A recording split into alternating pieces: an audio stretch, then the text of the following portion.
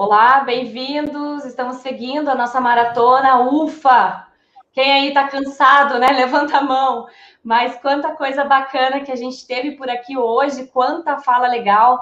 Eu quero lembrá-los, né, que vai ficar tudo gravado, gente. Então vocês podem acessar depois. Se ficar alguma dúvida, quiserem lembrar alguma fala de algum professor, acessem o Grupo Ninter, as redes sociais do Grupo Ninter, tanto pelo Facebook quanto pelo YouTube. Está tudo gravadinho para vocês. E também, se vocês quiserem fazer inscrição, eu vou logo jogar o link aqui para vocês poderem fazer a inscrição e ter certificado, né? Que é muito legal, porque participar até o final vale um belo certificado.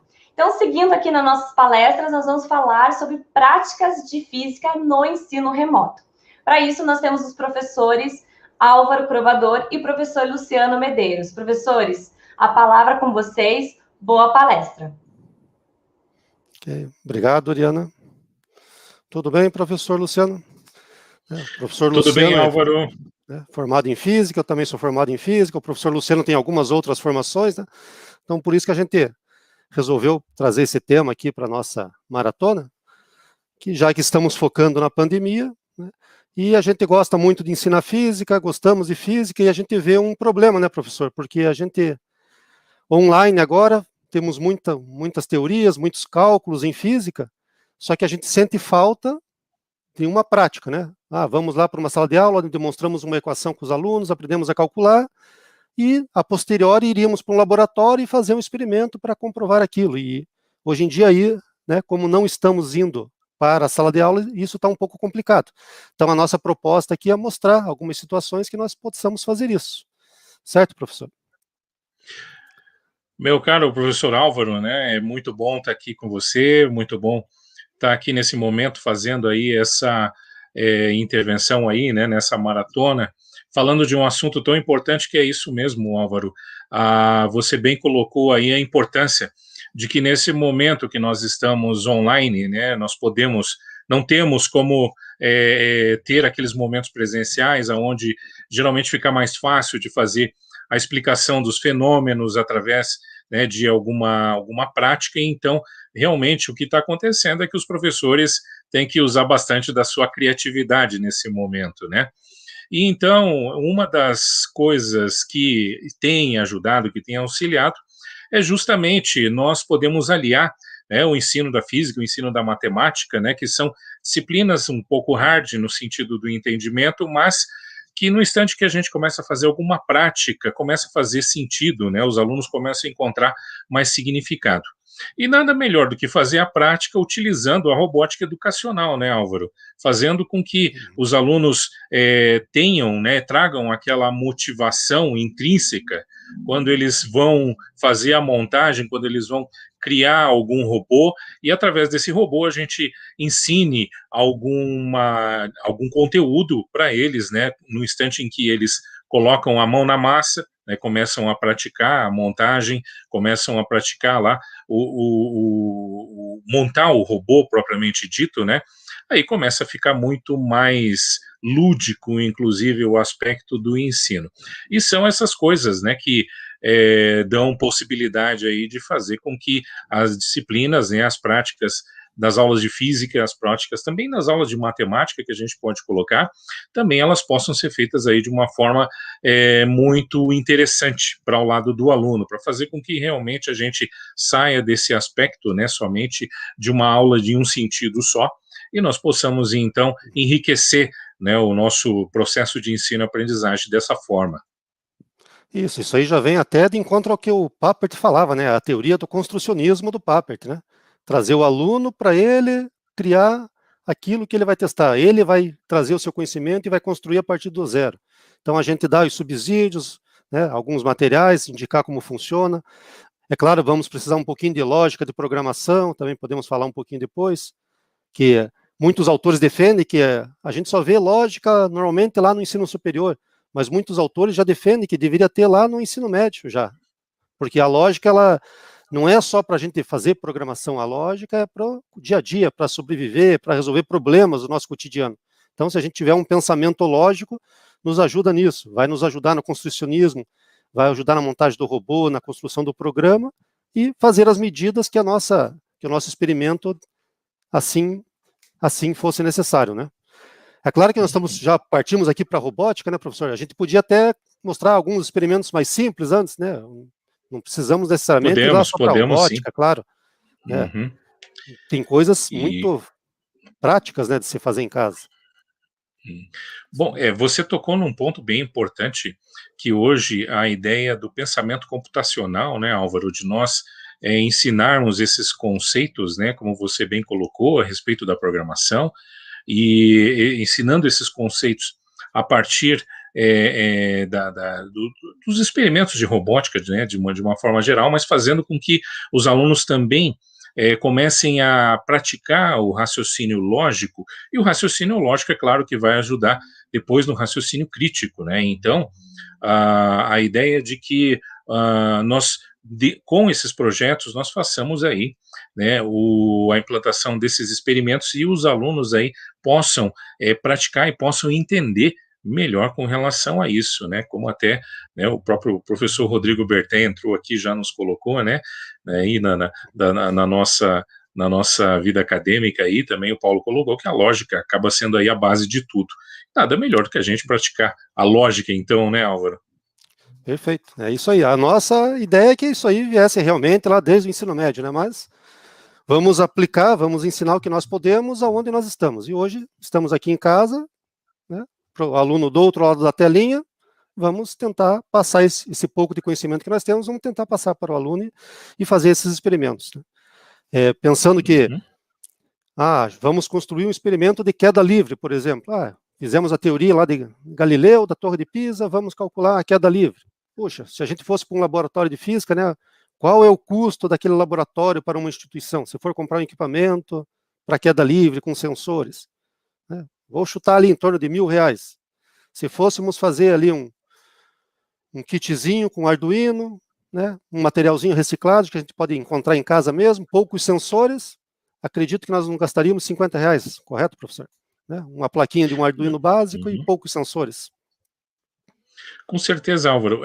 Isso aí até é uma coisa que hoje também é bastante positivo de nós notarmos, porque se a gente vai para um laboratório de física, laboratórios são caríssimos, né, Álvaro? Tipo os laboratórios que são implementados aí nas universidades, e há uma forma de nós contemporizarmos isso, que é justamente utilizando kits, esses kits de Arduino, kits básicos, inclusive, que alguns deles já trazem ali todo o equipamento necessário para que a gente possa programar até mesmo um experimento, né, como você falou, por exemplo, né, o experimento de queda livre, onde a gente vem a considerar, nós precisamos ver quanto o tempo que acontece a queda, então nós podemos utilizar sensores, né, que possam detectar no instante em que passa um objeto por uma determinada altura, né, quando ele vem caindo, ele consiga marcar fazer a marcação, né, naquele tempo, e aí a gente pode utilizar a fórmula lá para poder fazer o cálculo, né, da velocidade e assim por diante. Então, justamente como falou, os kits, eles trouxeram, né, uma grande vantagem por eles serem baratos, serem de fácil aquisição, e o aprendizado também, a curva de aprendizado é muito rápida para utilizar esses dispositivos, né? Acho que até, Álvaro, já podemos mostrar para eles aí, né, alguns desses equipamentos que a gente até andou separando aqui hoje. Exato. Durante o dia aí, né? Exato. Vamos começar pelo...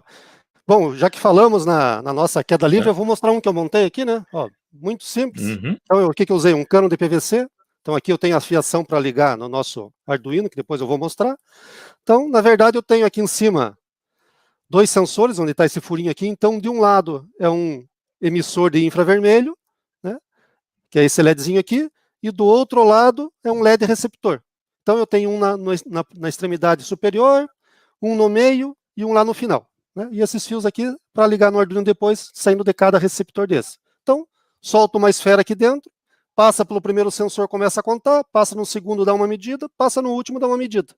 O computador dá essa medida precisa para nós, nosso programa, e basta o aluno, então, colocar na equação. Né? Então, um exemplo bem prático que a gente pode utilizar. E também pode ajudar, né, a plotar os dados em um gráfico, né, Álvaro, mostrando daí como que vai acompanhando ali, né, como que acontece a descida, né, da esfera. E é muito importante. Você até falou aí no sensor infravermelho, né? Então o pessoal acha assim, poxa, sensor infravermelho, tem que comprar um sensor infravermelho, mas o pessoal não se dá conta de que eles estão cheios de sensor infravermelho dentro de casa, né? Exato, Os controle remoto de TV, por exemplo, funciona baseado em sensor infravermelho. Né? Então, basta que tenhamos uma, né? A gente não consegue ver o sensor acendendo, né? Mas se você colocar o sensor, por exemplo, acendendo na frente da câmera, por exemplo, do celular, aí você vê ele acendendo, né? Senão você não vê nada, né? Ele não acende nada ali porque ele está fora ali da nossa faixa de visão, né? É uma frequência que está fora da nossa faixa, fora do espectro visível, né? Inclusive é um teste que a gente faz, né? Meu equipamento não está funcionando, montei e não está funcionando. Será que o meu LEDzinho de infravermelho está funcionando? Pega o celular, põe na frente, alimenta ele e vê se ele vai piscar. É a forma da gente testar. Então existem até formas, né, de você fazer o teste do equipamento em casa se ele está bom. Eu tenho um outro sensor de infravermelho aqui, né? Que é um outro modelo. Então esse aqui, aquele são 2 LEDs. Um emite, outro recebe. Esse aqui, não sei se vocês conseguem ver, dentro aqui ele já tem os 2 LEDzinhos. Então ele mesmo emite, bate no obstáculo, reflete e ele mesmo recebe. Então ele mede a distância também, serve para medir distância ou interromper passagens, né? Tem um outro experimento que depois eu vou mostrar que eu usei esse tipo de sensor. Então, muito versátil. E sensores desse, né, professor, é R$7, R$5. O LED é R$2, né? Então, o custo mesmo é muito, muito tranquilo, assim. Perto de um laboratório. Então, certo. Podemos aí apresentar alguma coisa do material que tínhamos preparado, né, Álvaro, dos slides, né? Se você já quiser, né? Projetando, para depois Vamos a gente lá, vai mostrando, né, o material. Exato. Então, né, nossa slide de abertura, práticas de física no ensino remoto. Então, aqui que nós falamos, né, de início aqui, a importância de experimentar no ensino da física. Porque uma coisa é a gente ficar só na teoria e o aluno ele não está vendo realmente o que está acontecendo. Então, a gente leva ele para o laboratório e ele vê, realmente, é verdade. Né? O objeto cai com a velocidade tal, não muda, independente da massa, independente do peso. Né? E aí os recursos que a gente poderia utilizar no ensino remoto, uma vez que nós não estamos podendo acessar o laboratório das faculdades, das instituições. Então a gente até tinha colocado aqui, né, professor, os applets, porque isso aqui é uma maneira bem prática. Existem muitos applets hoje que simulam, né, sistemas de laboratório, de física, de matemática, de química, de biologia. Tem um que eu gosto muito aqui, né, o professor também já comentou, que é o da Universidade do Colorado. O site é o FET Colorado. Então nós temos lá experimentos de física, química, matemática, de biologia, né, várias simulações, e a gente então compartilha a tela com o aluno e vai demonstrando o que está acontecendo. Não é um caso real, mas na falta é algo viável, né? Pode não ser um caso real, mas ele ajuda bastante ali no entendimento, né, Álvaro? Porque o professor ele tem que planejar bem a sua aula, né, quando ele vai fazer a demonstração de algum fenômeno, né, que ele vai utilizar algum equipamento. Então, nesse planejamento é muito bom se ele utilizar, por exemplo, simuladores, para poder mostrar para os alunos como que vai ser, como que aquele funcionamento, o que é esperado, né, a partir das condições que são colocadas. Então, os applets, como por exemplo esse lá da Universidade Boulder, né, no Colorado, eles ajudam bastante nesse sentido, né, para poder entender, ajudam a planejar o experimento, inclusive, porque depois da simulação, daí a gente vai para a prática. Né? É aquela história, aquilo que a gente fala, né? No simulador tudo funciona, né? Mas vamos ver se vai funcionar na prática, né? Então, é aquela velha pergunta. Então, mas de qualquer forma, né? Os applets são muito importantes porque eles nos ajudam a entender todos os pontos necessários ali do fenômeno que nós estamos procurando explicar. E é bom a gente passar também para o aluno isso, porque o aluno ele vai entender aonde que começa, aonde que ele perpassa e aonde que termina, né? E aí quais são os detalhes, quais são as condições que ele precisa ficar atento para que ele possa depois ver no experimento isso acontecendo, e o experimento daí possa ser, né, Álvaro, mesmo a prova, né, daquilo que foi colocado, inclusive, no material teórico e também, né, nos próprios simuladores. Acho que é bem importante, né, se o professor ele considerar isso, ele se der conta com relação a isso, né? Exato. A gente sabe, né, que o simulador foi feito para funcionar, né? Nunca vai dar um erro de experimental. Mas é que isso que o professor falou, né? Temos que associar a teoria da sala de aula com o simulador e depois com o nosso próprio experimento. E aí a gente pensou em trazer alguns experimentos simples, na verdade eu trouxe um aqui, porque eu gosto bastante. Então, quando a gente falava vou falar sobre campo magnético, né? Linhas de campo magnético. Lá nos Aplites a gente pode lá movimentar um imãzinho e ver que as linhas de campo vão se mudando, conforme a gente viu lá no ensino médio. Sai de norte e entra no sul. Mas beleza, né? É aquilo que nós falamos, o Applet foi feito para funcionar. Mas como que o aluno podia ver isso? Então eu tenho aqui, ó, nesse vidrinho, não sei se vocês conseguem visualizar aqui, ó. Aqui dentro desse vidro eu tenho bastante limalha de ferro. Aqui em cima eu coloquei alguns ímãs de neodímio, né? Ímãs de HD de computador, que são bem fortes. Então, vocês podem ver, ó, que a limalha ela se orienta conforme as linhas de campo mesmo. Então, o que nós estamos vendo aqui é realmente a orientação das linhas de campo, né? Então, com isso aqui, você consegue mostrar para o aluno, ó, realmente, as linhas de campo existem e tem essa orientação conforme nós desenhamos, conforme o nosso Applet mostrou. Okay? Então, coisas bem simples, né? Esse semestre, né, outra coisa, eu estava dando aula de cinemática dos sólidos. Então, eu precisava ensinar para os alunos produto escalar e produto vetorial. E aí, como é que eu vou multiplicar eixos x, y, z, i, j e k? Então, peguei aqui uma bolinha de isopor, 3 lápis, e chego para eles e falo, então, aqui está aqui meu eixo x, meu eixo y, meu eixo z. Como que eu faço a multiplicação para saber a resultante? Regra da mão direita. Então, ó, eixo y, se eu quiser multiplicar x por y, e eixo y por x, o dedão me dá o vetor resultante, que no caso é o z. Né? A mesma coisa aqui um disco. Se eu tenho um disco girando aqui no sentido horário, regra da mão direita, para onde ele está girando, o meu dedão aponta o sentido do vetor rotação. Então, uma forma visual de mostrar para eles o que está acontecendo. E aí entramos aqui na robótica, né, que nós já começamos praticamente falando da robótica, e vocês veem que o tema robótica não é uma coisa nova. Valente, lá em 1993, ele já dizia que programação de computador podia ser utilizado para ensinar todos os tipos de disciplina, e não apenas a disciplina de ciência da computação ou de programação, né, mas todo tipo de disciplina. E é o que nós estamos fazendo hoje. Figueira já falava também que simuladores computacionais eram bem vistos pelos alunos para o ensino de física, que era o tal dos Aplites aqui, né, que estavam começando nessa época, a gente tinha muito pouco ainda. Mas vocês vejam que isso aqui não é de hoje, né? O próprio Papert, né, que nós comentamos agora há pouco, muito para trás ainda, né? Quando ele desenvolveu a linguagem Logo. Com certeza, Álvaro. Praticamente a gente pode até remontar, isso vai lá na década de 80, quando começam esses primeiros experimentos da robótica dentro da educação, né?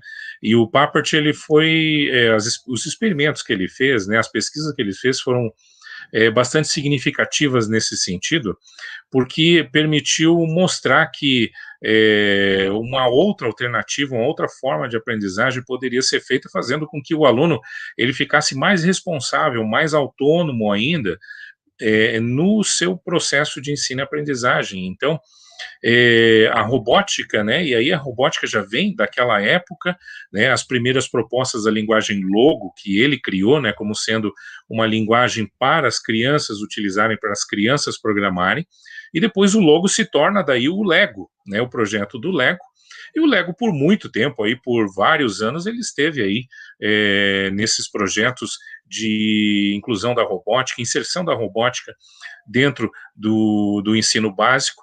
No entanto, né, nós podemos dizer que o Lego ele sempre foi uma plataforma cara, né, bastante cara, para as escolas poderem adquirir, poderem utilizar, e sempre foi algo, até em determinados momentos, impeditivo com relação a isso, e sempre na dependência, né, de que as secretarias de educação pudessem fazer as compras e mandar para as escolas, né, esses kits. E hoje, quando a gente tem o Arduino parece que ele abre a caixa preta, digamos assim, né, então nós podemos dizer, né, Álvaro, que o professor, ele hoje, ele tem mais acesso, ele tem mais liberdade, mais flexibilidade na hora que ele vai fazer alguma montagem voltado a isso, né, então é muito importante, e acho que tem um ponto também muito bom, Álvaro, que você levantou ali até com o experimento do magnetismo, é que hoje nós podemos também utilizar, né, de uma forma bastante ampla, os próprios materiais recicláveis, né? Não apenas com materiais comprados, mas os materiais recicláveis, eles nos dão uma possibilidade de uso desses materiais tão grande que muitas vezes nós temos justamente vários materiais em equipamentos antigos, em computadores antigos, que nós temos dentro da nossa casa que a gente não se dá conta que nós podemos utilizar peças deles, né? Por exemplo, os drivers de motor de CD para poder fazer carrinhos, né? Ou para poder fazer a movimentação de hélices, por exemplo, os próprios ímãs de neodímio, né? Os ímãs que eles têm um campo magnético bastante intenso, que estão dentro dos HDs, né? Que eles são utilizados para movimentar os HDs. Então, há uma série de materiais recicláveis que nós podemos utilizar também, né, e é aquilo que vai de encontro, inclusive, ao que a gente chama de robótica sustentável, né, de você montar utilizando, né, materiais recicláveis. Isso, com certeza, né, vai fazer com que o custo digamos assim, a abrangência desses projetos, ela realmente seja muito grande, né? Exatamente. Né? Esse aqui que eu mostrei, limalha de ferro, que peguei numa oficina, pedi para um cara me dar, né, gratuitamente, os ímãs de neodímio de HDs velhos, né, que eu joguei fora, o motorzinho que o professor falou, eu tenho um outro experimento aqui que eu uso, tanto esse motor, né, um motorzinho de drive, de um toca-disco antigo, aí, de um toca-fita antigo, eu uso ele como um gerador, para mostrar que ele funciona como um gerador e como um motor. Tá? Então é isso, é essa versatilidade que nós podemos ter com materiais, né, que ia para o lixo, realmente ia ser jogado fora.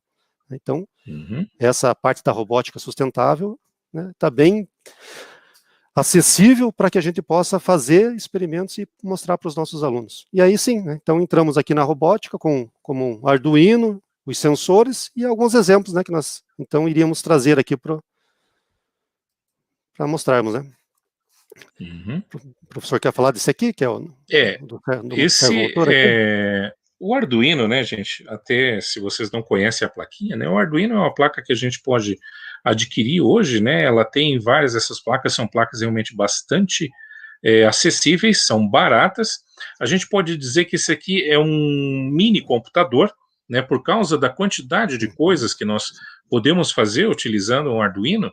E o Arduino, então, ele permite que a gente centralize todas as funções que são necessárias para a execução de algum dispositivo, como, por exemplo, se eu quero fazer a movimentação de um servomotor, né? Vocês estão vendo ali o Arduino, né, nessa imagem que eu estou mostrando para vocês.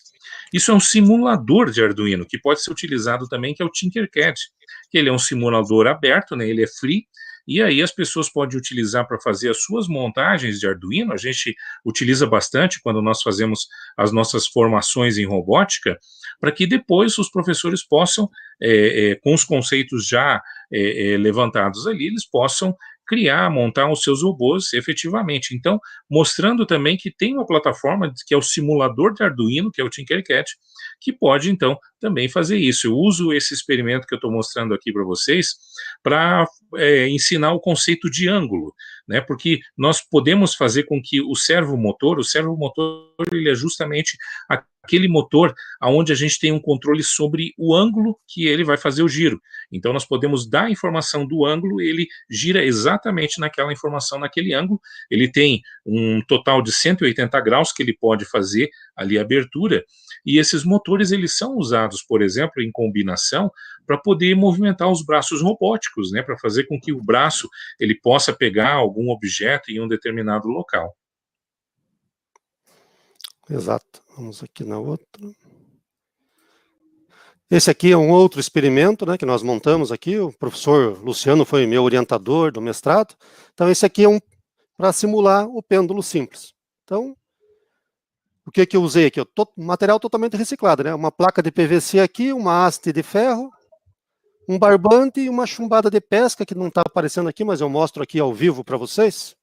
Está aqui do meu lado o protótipo. Então está aqui, ó. Esse aqui é o nosso pêndulo. Que além de servir para pescar, serve para fazer experimento de física também, né? Exato. E aqui no centro, né, é o nosso sensor infravermelho. Então, cada vez que a minha massa passa pela frente do sensor, ele faz uma medida de tempo e joga na tela do computador. O que vocês estão vendo ali no slide é do lado do protótipo é o Arduino, uma plaquinha, uma protoboard e o computador. Então, está ligado no sensor no Arduino, e esse cabinho azul aqui, a gente liga o Arduino numa porta USB do computador, e ele vai plotando os dados na tela do computador para nós. Então, esse é um outro protótipo que nós fizemos aqui para medir o período de oscilação de um pêndulo simples. E aí podíamos mostrar mais alguns sensores aqui, né? Deixa eu mudar minha tela. Então, aquele que o professor mostrou é o Arduino Uno. Aí, o Arduino, nós temos vários tipos. Então, esse aqui é um pouquinho maior, ele tem um pouco mais de memória, é o Arduino Mega. Então, aqui é o cabo que eu falei para vocês, né? Então, a gente conecta esse cabo aqui, e o outro lado é um cabo USB para podermos conectar no computador. Então, a gente desenvolve o programinha no computador e transfere através desse cabo aqui para o Arduino. Aí, podemos mostrar alguns outros sensores. Esse aqui é um sensor de ultrassom, então ele emite o som e recebe. Depois o professor vai mostrar ali um protótipo que ele montou utilizando esse aqui. Eu tenho sensores de gás, né? Quero fazer um controle para ver se não está vazando gás na instalação. Então isso aqui é um sensor de gás. Pode ser ligado no Arduino e fazemos lá a programação. Esse aqui é um termohigrômetro. Vou fazer uma irrigação numa horta, então eu preciso saber como é que está lá a umidade do solo. Então ele faz a medida para nós. Esse aqui é o sensor de infravermelho, que eu já mostrei. E acho que é interessante o professor mostrar agora o carrinho, né, que tem todos os sensores ali. Quando a gente faz as formações de robótica, né, em robótica educacional, geralmente a gente utiliza, por exemplo, os carros robôs, né? Esse aqui é um modelo de carrinho robô que nós utilizamos, com 2 rodas, né? E ele tem 2 motores em cada uma das rodas. Ele tem um Arduino aqui dentro, não dá para ver o Arduino, tá, gente? Mas ele está aqui dentro, bem embaixo aqui dessa pilha, né? E ele tem aqui algumas placas adicionais para justamente poderem dar corrente para movimentar os motores. A gente não pode ligar diretamente o motor no Arduino, porque o Arduino não tem força para tocar. Mas aí a gente usa essas placas adicionais, esses módulos que ajudam daí a fazer esse movimento. Aqui embaixo nós podemos ver ali, ó, eu vou colocar bem próximo aqui da minha câmera, né? Existem aqui os sensores, que são sensores de luminosidade, ó, 2 sensores, um de cada lado. Esses sensores aqui, quando nós queremos fazer, por exemplo, com que o carro ele siga uma trilha no chão, é o que a gente chama de seguidor de linha, então nós vamos utilizar, ele vai ficar mudando ali a variação de luz para fazer então essa movimentação. Ele pode fazer um caminho tortuoso e ele é muito bom para a gente ensinar, por exemplo, figuras geométricas que você pode traçar no chão, né? Então isso é uma coisa também bastante interessante e os alunos ficam malucos, né? Quando eles ficam ali com o carrinho na mão para poder programar ali, poder fazer alguma coisa, aí você tem até que coordenar bem o trabalho ali, senão pode até acabar dando briga ali na hora que eles estão fazendo as montagens, né? Muito legal, professores, que pena, né? A gente já vai estar caminhando aqui, ó, já intitularam a melhor palestra, hein? Olha que a gente vai criar uma briga aqui, não, mas realmente que aula, né? Eu devo dizer, confesso, eu já utilizei um Arduino na aula do professor Luciano e, gente, a gente vira criança. É uma coisa muito maluca, assim. Não sei se ele lembra, mas eu ficava em êxtase, porque acendia as luzinhas, eu ficava, meu Deus. Gente, é muito legal e não tem como não aprender com isso. Confesso que eu nunca fui muito da física, nunca foi meu forte. Mas quando a gente tem professores assim que se preocupam, né? O pessoal falou, esses recursos de casa, utilizar, nem o professor Álvaro, né, nos disse, não gastei nada com aquilo. Então, como é interessante, né? Como que a gente aprende com tudo isso e realmente não tem como falar que não é aprendizado. O pessoal aqui falando que é muito interessante a área de robótica, muito interessante a aplicabilidade com os kits. O pessoal adorou. Professores, que pena que a gente não pode ficar... Isso aqui é um curso, né, gente? Então, acessem o Uninter.com, eu tenho certeza que vocês vão adorar. Né, os professores Luciano, professor Álvaro, são professores da Uninter. Então, acompanhem tudo lá, o que acontece no nosso site. A palestra vai ficar gravada, se você quiser copiar aí, se inspirar nos experimentos que eles trouxeram para a gente aqui ao vivo. Assiste de novo, pausa, você vai poder, né, se inspirar neles. Então, eu acho que é muito bacana sobre isso, em trazer cada vez mais aprendizagem, principalmente a parte de física, que é muito interessante. Professores, queria agradecer e pedir para vocês palavras finais aí, agradecendo dos professores. Professor Luciano. Ok, muito obrigado, Oriana. Eu que agradeço aí a oportunidade de estar aqui com vocês e espero aí que a gente tenha outras oportunidades e mais tempo, inclusive, né, para poder dedicar, porque o assunto é vasto, viu? A gente pode ficar falando várias horas aí do tema, né, sem esgotar. Com certeza. Professor Álvaro. Oriana, obrigado. Professor Luciano, muito obrigado, né, por sempre estar me apoiando, me ajudando aí. E a todos, todo o pessoal que nos acompanhou, que assistiu, espero que tenham gostado. É isso, né? Estamos trazendo a robótica para auxiliar na educação, né? É uma forma que nós estamos tendo, mais barata, mais viável e sempre tentar melhorar o nosso ensino do nosso país.